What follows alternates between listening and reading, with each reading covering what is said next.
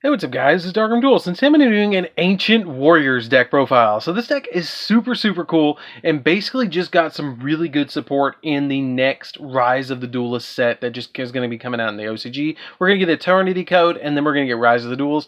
And so this deck is super good, and just going to keep getting more and more support. It's really good right now, but I think it's really going to be good after the next set. So let's get in this, guys. Don't forget to like, comment, subscribe, hit the bell in there so you can become part of the notification squad. Definitely check out the Patreon and the Ko-Fi down below, and let's get straight on into this. So first off, we're going to be playing, fair warning, I'm probably going to mispronounce a lot of these, so you guys are going to have a field day in the comments.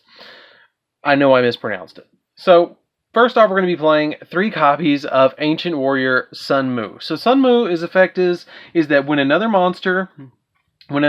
Ancient Warrior monster, your opponent can, when you control another Ancient Warrior monster, your opponent cannot target this card for attacks, and it basically protects itself. Now, the really cool thing is he's basically the starter that you can, once per turn, use his effect of send a card from your hand or field to the graveyard to add another Ancient Warrior monster from your deck to your hand. And then he also has the ability that if another Ancient Warrior monster's effect is activated, you can target a monster your opponent controls and return it to the hand. So he also bounces stuff. So it's really cool. Then I play Lu Zhang. I play 3 copies of Lu Zhang. Lu Zhang is another really good card. I'm so glad I picked these up when they were still like $1. Like, I feel like these are going to get expensive later on. But basically what this card is that when another Ancient Warrior monster you control is targeted for an attack, when you control another Ancient Warrior monster, this card cannot be targeted for an attack. So basically these two share that ability. Both the ultra rares share that ability. And it also has the ability that if your opponent controls more monsters than you do, you can send a card from your hand to the graveyard to special summon an Ancient Warrior monster from your deck. So these two are basically your starters of the entire deck, and basically the big cards of the entire deck, besides the next one that I'm going to be showing you guys. But it also has the ability that when an attack is declared involving an Ancient Warrior monster you control, you can draw a card as well. So it really lets you extend your plays a little bit as well. We play 3 copies of Ancient Warrior Loyal Ganyu. Ganyu's effect is that he's basically like Pankratops in a way. Basically what it does is if your opponent only controls a monster, you can instantly special summon him from your hand, like Cyber Dragon in a way, and your opponent cannot target other Ancient Warrior monsters you control with card effects. And if your opponent controls more monsters than you do, you can target a monster your opponent controls and destroy it. This card is really good. If Pankratops did not come out, this card would have been the 3 of. Really, for real, this card would have been the 3 of if Pankratops did not come out, and still possibly could be. Then we play 3 copies of Zhang Di, the Valiant. 2 copies of him. Basically what he does, he's my favorite of them all. I love his artwork. He's like hands down my favorite one. I wish he would have been a holo, but he gains 300 attack for each one. Like, he's just like, come at me, bro. Like, let's go. He gains 300 attack for each monster your opponent controls, and he just gets bigger. The more odds that are stacked up against him, the bigger and meaner he gets. But basically what he does is he also does that, and then if you control 2 or more Ancient Warrior monsters, you can instantly special summon your hand. So he's kind of like the backup and the final boss monster right now. And if your opponent controls more monsters than you do, you can activate this effect. This card can make up to 2 attacks during each of the battle phase this turn, which is really good. I played 3 copies of Yugioh. I think it's Yugioh. Zygong. I don't know. I told you guys are going to have a field day in the comments. You can target one continuous spell and send it to the graveyard, and if you do, you get to add an Ancient Warrior spell or trap from your deck to your hand. And if your other Ancient Warrior monster effect is activated, you can target an effect monster your opponent controls and negate the effect. So it's really good to be able to just negate those additional effects in this deck, because a lot of this deck is basically OTK based. And what Zalgon, I think it is, what he does is the graceful one. Basically what he does is he just negates those effects, and he also lets you add Ancient Warrior spells and traps from your deck to your hand, which can be really beneficial. And then we play a single copy of Lu Zhang. Lu Zhang's effect is that you can target a continuous spell or trap that you control, and then send it to the graveyard, and if you do, you get to add an Ancient Warrior spell or trap with a different name from your deck to your hand. And if another Ancient Warrior monster's effect is activated, you can target a spell or trap your opponent controls and destroy it. But since we're not in a super back row heavy format, we just play them as a 1-of. Then we play 3 copies of Ash Blossom and Joyous Spring. Ash Blossom's really good in this deck because you already have the OTK in the deck and you just need a little bit of control in this deck. And so you just play this. I mean, Ash Blossom's really good in this deck. So that's it for the monsters. Let's get into the spells, which we do actually play a balance of spells, traps, and monsters in here. So we're going to be playing 3 copies of Called by the Grave, because Called by the Grave, you just need it to stop hand traps. You need this in every single deck because it stops hand traps, and everybody just about plays hand traps. 1 copy of Double or Nothing. This deck, at the current moment, has no extra deck monsters. You can play this entire deck without an extra deck and play something like Pot of Extravagance, but I really wanted to go for a little bit more of a budget build for you guys because the deck isn't terribly expensive, because the only cards that are ultra rares or higher are the Ancient Warrior 3 Visits, and Sunmu, and the other one is Lu Zhang, this one.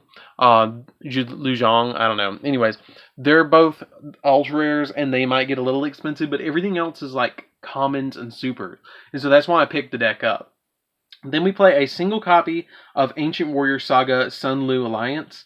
Sun-Lu Alliance is really good because if you control another Ancient Warrior monster, or if you control Ancient Warrior monsters with 2 or more different attributes, which every one of them right now is wind or water, but we're also getting a fire one in Eternity Code. We're getting 2 or 3 fire ones, I think, which is going to be really good because that's going to be the new boss monster. You can declare 1 attribute, and your opponent cannot activate the effects of monsters they currently control with that attribute until the end phase of the turn. The only thing that would make this better is if it was a quick effect. And then if your opponent special summons a monster, you can activate an Ancient Warrior monster as effect. Or you activate an Ancient Warrior monster effect. You can make all Ancient Warrior monsters you control gain 300 attack for each Ancient Warrior monster you control as well. And that is a quick effect that just instantly activates, which is really cool. And then we play 3 copies of the 3 Visits. 3 Visits is really good because during the main phase, if you normal or special summon an Ancient Warrior monsters, you can target 1 card, or you can target one of those monsters and then add an Ancient Warrior monster with a different attribute or different name from that monster from your deck to your hand. So basically it's like a recurring every single turn, kind of like almost like a Black Whirlwind, but a little bit better. But it's really, really good. And then it also has the ability that if this card is sent to the field, to the graveyard, you can special summon an Ancient Warrior monster from your hand, which is also really good because sometimes you're going to have the bigger Ancient Warriors in your hand, and you're not going to be able to special summon them, so this really helps out. 3 copies. Since the deck is Beast Warriors, we're going to be playing 3 copies of Fire Formation Tenki, which basically just lets us add a Beast Warrior from our deck to our hand that's level 4 or lower, and then 3 copies of Tensu, because Tensu basically lets us add, or special summon, or normal summon an additional time during our turn, which is really, really good to be able to get multiple Ancient Warriors out because they all work together by having multiple copies or multiple Ancient Warriors. This deck is very much so a swarm-based deck, and it's really, really good at what it does. So that's it for the spells. Let's get into the traps. And it's really amazing that this deck has only gotten 1 wave of support, and you can hardly really see how this deck is shaping up and going to be really good. I would not be surprised if this deck continues to get support and it becomes meta. Then we play 2 copies of Solemn Strike. Solemn Strike is basically just here to stop your opponent's monsters from being special summoned. 3 copies of your Solemn Judgment. Solemn Judgment's really good in this deck too because it's always live. You always have half your life points to pay unless you lose. And then I play 3 copies of Ancient Warrior Saga Defense of Changaban. This card is really good too because basically what it does is if your Ancient Warrior monster battles, your opponent cannot activate spells or traps until the end of the damage step, so we can, totally avoid that ye old Mirror Force. And then it also has the ability that once per turn, at the start of your opponent's battle phase, you can send this card from your spell and trap card zone to the graveyard. And then monsters your opponent controls cannot target Ancient Warrior monsters you control for attacks, which is really good because it just basically ends the battle phase. And then when an opponent's monster declares an attack, you can banish this card from your graveyard and then special summon an Ancient Warrior monster from your deck. So basically it's like a Searcher and a battle phase ender. Like, this card is really good as a 3-of, in my opinion, because it's such good protection in the deck that I want it as a 3-of. So you probably get away with it too if you wanted to play 3 strikes and 2, or 3 strikes, 3 warnings, and 2 of this, but I really liked the 3-3, or the 2-3-3, but that's just me. So then the deck will probably change, or the deck definitely will change when the new support comes out. So let's get into our rank 4/rank 7 toolbox extra deck. So for the extra deck, we're going to be playing a single copy of Utopia Double. Utopia Double is basically here for the big OTK play that you're going to be making with Utopia. So basically what you do is you overlay Utopia Double, and then you detach a material and then add a double or nothing from your deck to your hand. Overlay Utopia on top of it, it becomes 5,000 attack. Swing at your opponent, negate the attack, and then swing again for 10,000 while dropping double or nothing. I play 2 copies of the Utopia, so I can also go into Utopia the Lightning, which is Utopia S Prime, and then Utopia the Lightning. So basically what you do with this one is you make Utopia with 2 rank 4s, immediately overlay with Utopia Prime, and then you immediately step into your Utopia the Lightning by overlaying it on top of it, and then swing for 5,000, and you can't activate cards or effects when it battles. I play a single copy of number 41, Baguska. Baguska is good because it just negates, when it's in defense position, it stalls. Tornado Dragon, because some of your cards actually benefit off of being in the graveyard, and so you might want to pop yours, which can really help out. And plus, with you being able to pop cards on the field, sometimes you need to destroy spells or traps. 1 copy of Exciton Knight, because sometimes you need to destroy the entire board, and that's what this card does. 1 copy of Brotherhood of the Fire Fist Tiger King. Yes, I am playing the Platinum Rare. Definitely give me a like and subscribe for that one. But when it's XYZ summon, you can set a Fire Formation spell or trap directly from your deck. So basically, you can put 2 of your level 4s on the field, resolve their effects, and then overlay them into this. You can immediately get a 10 key to search another level 4 monster if you want to. 1 copy of Dweller, because it's really easy to make Dweller, and give it water materials, which is really good. 1 copy of number 60, the Timeless. Number 60 Timeless really helps out because it lets you draw a little bit more and helps you extend your plays and OTK your opponent by detaching 2 materials, and you skip your next battle phase to double the attack of a monster. I have not seen people play this deck. Now, don't hold me to it. Other people might be playing it, but I haven't seen it. And that's a single copy of Bahamut Shark. Now, the reason we play this is because you can also make Totally Awesome in here, which is Totally Awesome. And it's really easy to do it because your monsters that are level 4, like Sun Mu, he's a water. And you can overlay him with a copy of your Zugong, and he is a water as well, so you just immediately make Bahamut Shark, and then Totally Awesome, and then have Bahamut Shark Totally Awesome on the field, and that's really good. I mean, that's really a good effect.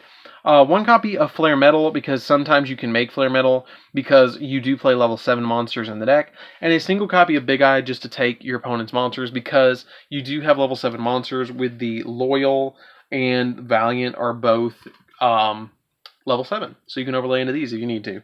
So that's it for the deck, guys. Definitely like, comment, subscribe. Tell me what you think of this deck down in the comments down below. And if you guys definitely want to take a count and see how many of those I mispronounced, please do.